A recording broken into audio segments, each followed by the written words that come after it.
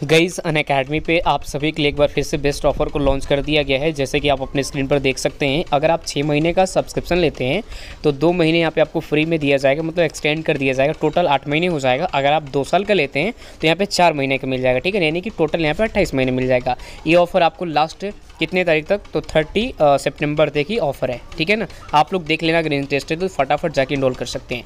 एक और ऑफर है, अगर आप 1 साल का सब्सक्रिप्शन लेते हैं तो यहाँ पे एसएसबी का 1 साल का सब्सक्रिप्शन आपको फ्री में दिया जाएगा, राइट। यहाँ पे जो कि ये भी ऑफर 30 तारीख तक ही ऑफर रखा गया है। Offer will be applicable with in 15 days, ठीक है।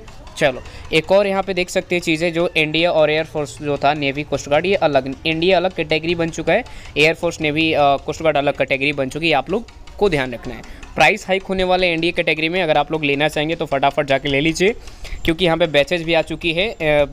विराट बैच है, नेवी 45 डेज बैच है, जो कि बहुत बेस्ट बैच है। इंडिया के नंबर 1 एजुकेटर के साथ इस बैच को तैयार किया गया है। मयंक चतुर्वेदी सर है, दीक्षा मैम है, प्रियंक प्रभास सर है, जितेश सर है, जो कि ये बैच आपका 29 सितंबर से लेकर 10 नवंबर तक ये चलेगा, राइट। यहाँ पे एक और बैच आ चुके हैं, एमएनडीए करके बैच है, जो कि प्रैक्टिस सेशन बहुत मायने रखता है, बहुत मायने रखता है, ठीक है ना। जो कि यहाँ पे भी इंडिया के नंबर 1 एजुकेटर मिल रहा है, आपके स्क्रीन पर देख सकते हैं। जितेंद्र सर है, सुमित सर है, रेशमा मैम है, सुनील है मैम, सुनील सर हैं, सिप्पी मैम है, अनिश पाठक सर है। तो समझ सकते हैं, जो कि ये भी बैच 29 से स्टार्ट हो जाएगा, राइट। तो आप लोग चाहे तो ज्वाइन कर सकते हैं, डिस्क्रिप्शन में लिंक मौजूद है। और यहाँ पे एक और ख़ास बात है कि 1500 से ज़्यादा स्टूडेंट्स ने एग्जाम्स को भी क्लियर किया है अनअकैडमी प्लेटफॉर्म से, ठीक है ना। तो बस कुछ करना नहीं है, आपको बस सेलेक्ट करना कितने महीने के लेना है, 24, 12, 6, 3 सेलेक्ट करके अपना GZT10 कोड तो पता है, डाल के अप्लाई करके प्रोसेस टू पे करके अपना डन कर देना है। फ्रेंड्स, कैसे हैं आप लोग? आई होप कि आप सभी लोग ठीक होंगे। तो मेरा नाम है महेश और आप देख रहे हैं हमारे यूट्यूब चैनल ज्ञान ज्योति आशीष ट्यूटोरियल। तो दोस्तों, आज हम लोग करने वाले हैं नेवी एयरफोर्स से रिलेटेड जीके के मोस्ट इंपॉर्टेंट क्वेश्चन, जो आपके एग्जाम के लिए बिल्कुल इंपॉर्टेंट है, ठीक है।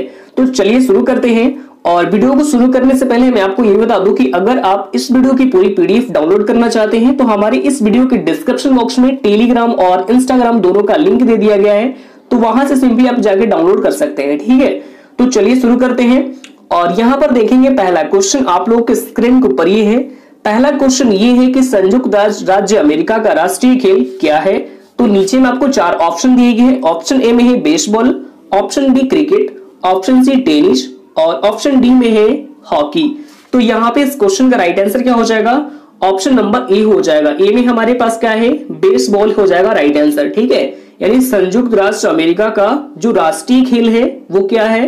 वो बेसबॉल है। और ये सवाल आपको बिल्कुल याद रखना होगा, क्योंकि आपके एग्जाम में इसी तरह के प्रश्न, ऐसे ही प्रश्न, सेम तरह के प्रश्न पूछे जाते हैं, ठीक है। तो आपको यहाँ पे याद रखना होगा, यानी जो संयुक्त राज्य अमेरिका का राष्ट्रीय खेल क्या है, तो ये है बेसबॉल, यानी राइट आंसर हो जाएगा, ठीक है। अब जैसे मैं यहाँ बता दूं कि इंडिया का जो राष्ट्रीय खेल क्या है, वो क्या है? आपको हॉकी है। ये इंडिया का राष्ट्रीय खेल है। इंडिया का राष्ट्रीय खेल क्या है? हॉकी है। तो ये आपको याद रखना होगा, ठीक है। और जो क्रिकेट है, ये आपको इंग्लैंड का राष्ट्रीय खेल है। कहाँ का है? इंग्लैंड का राष्ट्रीय खेल क्रिकेट है। तो ये सारे आपको यहाँ पे याद रखने होंगे, ठीक है। आगे बढ़ते हैं, हमारे पास second number question. Question number second आपके स्क्रीन के ऊपर है कि मुक्केबाजी खेल के लिए, जो मुक्केबाजी खेल के खेल परिसर को किस नाम से जाना जाता है? ऑप्शन ए में है pool, option B ring, option C course और ऑप्शन डी एली। तो यहाँ पे भी इस क्वेश्चन का right answer option number B हो जाएगा। और बी में हमारे पास क्या है? रिंग हो जाएगा राइट आंसर, ठीक है। जो मुक्केबाजी खेल के खेल परिसर को किस नाम से जाना जाता है? तो हम लोग रिंग नाम से जानते हैं, ठीक है। यानी इस क्वेश्चन का right answer option number B हो जाएगा। आगे बढ़ते हैं, हमारे पास third number question. Question number third आपके स्क्रीन के ऊपर ये है कि जूडो, कराटे, ताइक्वांडो के खेल जिस परिसर में होते हैं उसे खेल परिसर को क्या कहा जाता है? नीचे में आपको 4 ऑप्शन दिए गए हैं। Option A course, option B ring, option B mat, C mat और ऑप्शन डी में है कोर्ट। तो यहां पे भी इस क्वेश्चन का राइट आंसर क्या हो जाएगा? ऑप्शन नंबर सी हो जाएगा। सी में हमारे पास क्या है? मैट हो जाएगा, यानी इस राइट आंसर इस क्वेश्चन का, ठीक है। जो जूडो कराटे यानी जो ताइक्वांडो को जो खेल होता है, जो जिस परिसर में होते हैं उस खेल परिसर को क्या कहा जाता है? तो वो मैट कहा जाता है। आगे बढ़ते हैं, हमारे पास 4 नंबर क्वेश्चन। क्वेश्चन नंबर 4 आपके स्क्रीन के ऊपर है कि बेसबॉल के खेल परिवार को क्या कहा जाता है?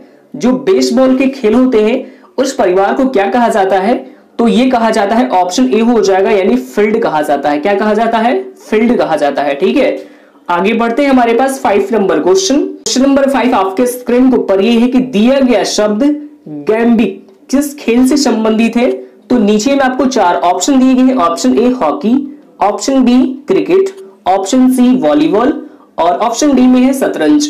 तो यहाँ पे भी 5 नंबर क्वेश्चन का right answer option number D हो जाएगा। डी में हमारे पास क्या है? शतरंज हो जाएगा इस क्वेश्चन का राइट आंसर। ठीक है, जो गैम्बिक है ये किस खेल से संबंधित है? तो ये शतरंज से संबंधित है। ठीक है, आगे बढ़ते हैं हमारे पास 6 नंबर क्वेश्चन। क्वेश्चन नंबर 6 आपके स्क्रीन के ऊपर है कि दिया गया कौन सा शब्द बिलियर्ड्स खेल से संबंधित है? Option A cue, option B vaulting, option C in off और ऑप्शन डी में है ये सभी। तो 6 का राइट आंसर क्या हो जाएगा? ऑप्शन नंबर डी हो जाएगा। डी में हमारे पास क्या है? ये सभी हो जाएगा। यानी कौन कौन? यानी क्यू भी है, वोल्टिंग भी है और इन ऑफ है। ये जो शब्द है ये आपको कौन से बिलियर्ड्स खेल में क्या होते हैं? बिलियर्ड खेल से संबंधित है ये तीनों। तो ये आपको याद रखने होंगे तीनों को। ठीक है, आगे बढ़ते हैं हमारे पास 7 नंबर क्वेश्चन। क्वेश्चन नंबर 7 आपके स्क्रीन के ऊपर ये है कॉर्नर किक शब्द का संबंध किस खेल से है? ऑप्शन ए में football, option B hockey, option C badminton और ऑप्शन डी बेसबॉल। तो 7 का भी यहाँ पे राइट आंसर क्या हो जाएगा? ऑप्शन नंबर ए हो जाएगा, यानी football. Right answer option number A हो जाएगा। जो कॉर्नर किक है ये किस शब्द से यानी किस खेल से संबंधित है? तो ये फुटबॉल खेल से संबंधित है। ठीक है, यानी इस क्वेश्चन का right answer option number A हो जाएगा। आगे बढ़ते हैं हमारे पास 8 नंबर क्वेश्चन। क्वेश्चन नंबर 8 आपके स्क्रीन के ऊपर ये है कि डुरंड कप रोवर्स कप का संबंध किस खेल से है? तो नीचे में 4 ऑप्शन दिए गए। Option A hockey, option B badminton और ऑप्शन सी फुटबॉल और ऑप्शन डी क्रिकेट। तो यहाँ पे 8 नंबर का भी right answer option number C हो जाएगा। ये भी क्या है? फुटबॉल से ही रिलेटेड है। ठीक है, जो डुरंड कप और रोवर्स कप है इसका संबंध फुटबॉल से ही है। तो ये सारे क्वेश्चन जो खेल से रिलेटेड है ये आपको याद रखने होंगे और ज्यादातर खेल से रिलेटेड भी आपके एग्जाम में 1 या 2 क्वेश्चन ही पूछा जाता है। ठीक है, आगे बढ़ते हैं हमारे पास 9 नंबर क्वेश्चन। क्वेश्चन नंबर 9 आपके स्क्रीन के ऊपर है कि फेडरेशन कप का संबंध किस खेल से है? और नीचे में आपको यहाँ पे देखिए 4 ऑप्शन दिए गए। Option A golf, option B cricket, option C basketball और ऑप्शन डी ब्रिज। तो यहाँ पे भी इस क्वेश्चन का right answer option number C हो जाएगा। सी में हमारे पास क्या है? बास्केटबॉल, यानी इस राइट आंसर क्या हो जाएगा इस क्वेश्चन का? ऑप्शन नंबर सी यानी बास्केटबॉल। जो फेडरेशन कप है ये आपको बास्केटबॉल खेल से संबंधित है। आगे बढ़ते हैं हमारे पास 10 नंबर क्वेश्चन। क्वेश्चन नंबर 10 आपके स्क्रीन ध्यान से देखिएगा। क्वेश्चन नंबर 10 निम्न में से किस कप या ट्रॉफी का संबंध हॉकी खेल से नहीं है? ये भी इस तरह से भी क्वेश्चन आपके एग्जाम में पूछा जाता है। ठीक है, नकारात्मक प्रश्न जिसे हम बोलते हैं कि जो निम्न में से किस कप या ट्रॉफी का संबंध हॉकी खेल से नहीं है। तो 10 नंबर का सवाल का जवाब क्या हो जाएगा? ऑप्शन नंबर डी हो जाएगा। डी में हमारे पास क्या है?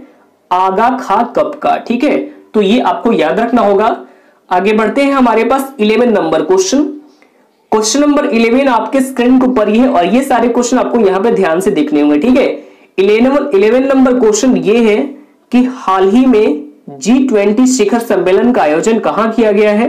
तो देखिए इसका आयोजन अभी हाल ही में किया गया है सऊदी अरब में। कहां पे किया गया है? सऊदी अरब में किया गया है। यानी इस क्वेश्चन का right answer option number C हो जाएगा, सऊदी अरब में।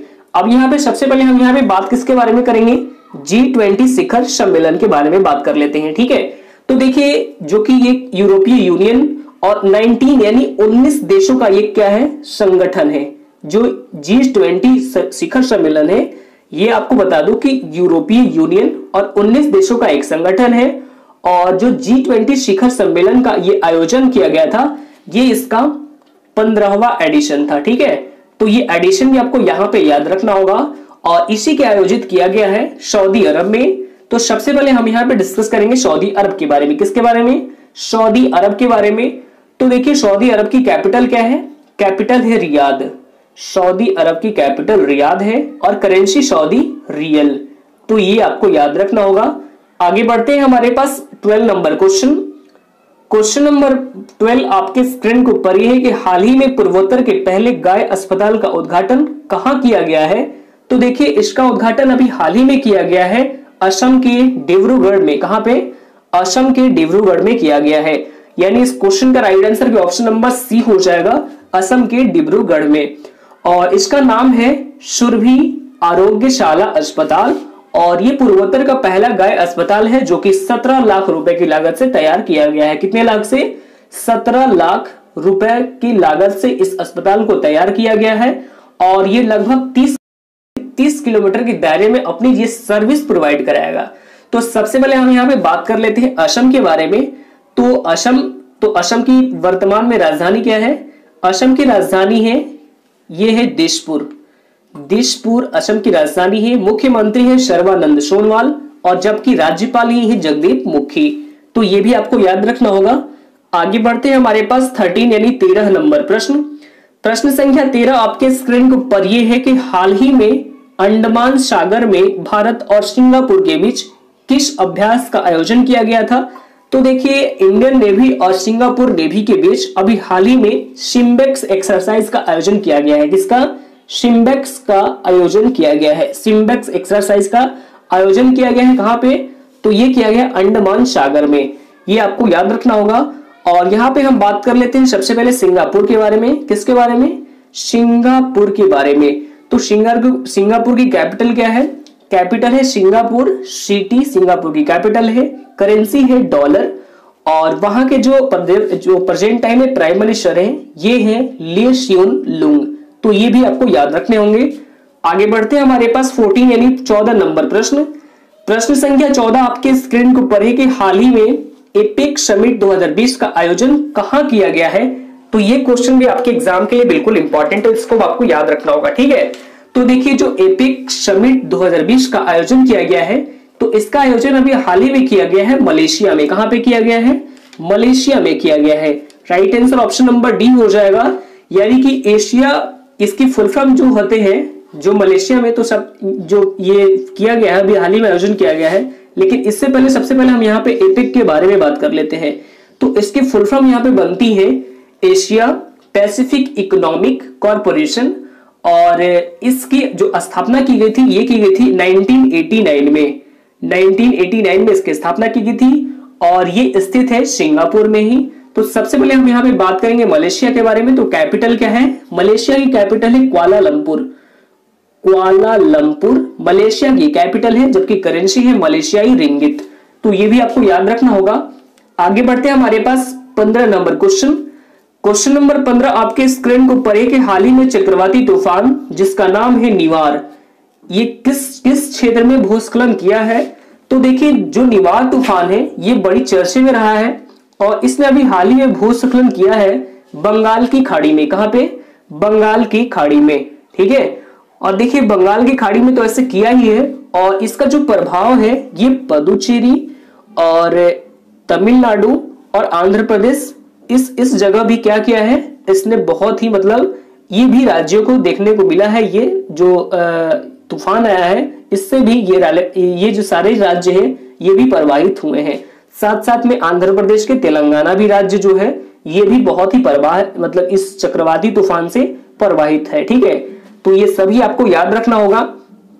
आगे बढ़ते हैं, हमारे पास 16 यानी 16 नंबर प्रश्न संख्या 16 आपके स्क्रीन को पढ़े कि हाल ही में किस बैंक ने अपनी पहली डिजिटल ऐप जिसका नाम है आनंदा, ऐप का क्या नाम है?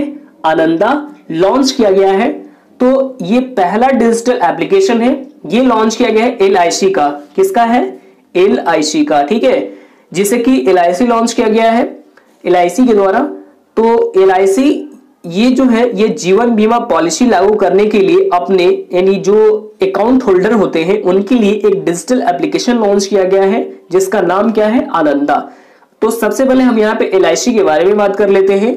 तो इसकी स्थापना की गई थी सितंबर 1956 में। कब की गई थी? सितंबर 1956 में इसकी स्थापना की गई थी, और इसका हेडक्वार्टर मुंबई महाराष्ट्र में स्थित है। और इसके जो वर्तमान में अध्यक्ष हैं ये है एम.आर. कुमार। कौन है? एम.आर. कुमार है। तो ये भी आपको याद रखना होगा। आगे बढ़ते हैं, हमारे पास 17 यानी 17 नंबर प्रश्न संख्या 17 आपके स्क्रीन के ऊपर है कि हाल ही में ऑस्कर 2020 के लिए भारत की तरफ से किस फिल्म को चुना गया है? ये भी क्वेश्चन आपके एग्जाम के लिए बिल्कुल इंपॉर्टेंट है, क्योंकि फिल्म से भी आपके जो प्रश्न एराइज भी किया जाता है एग्जाम में। तो ऑस्कर 2021 के लिए भारत की तरफ से यानी जल्लीकट्टू फिल्म को चुना गया है। किसको चुना गया है? जल्लीकट्टू फिल्म को। ये आपको याद रखना होगा, जो कि एक मलयालम फिल्म है। तो सबसे पहले हम यहाँ पे ऑस्कर अवार्ड के बारे में बात कर लेते हैं। किसके बारे में? ऑस्कर अवार्ड के बारे में। तो देखिए इसकी शुरुआत सबसे पहले 1929 में की गई थी। कब की गई थी? 1929 में की गई थी, जो कि फिल्मों में उत्कृष्टता के लिए दिया जाता है। आगे बढ़ते हैं, हमारे पास 18 नंबर क्वेश्चन।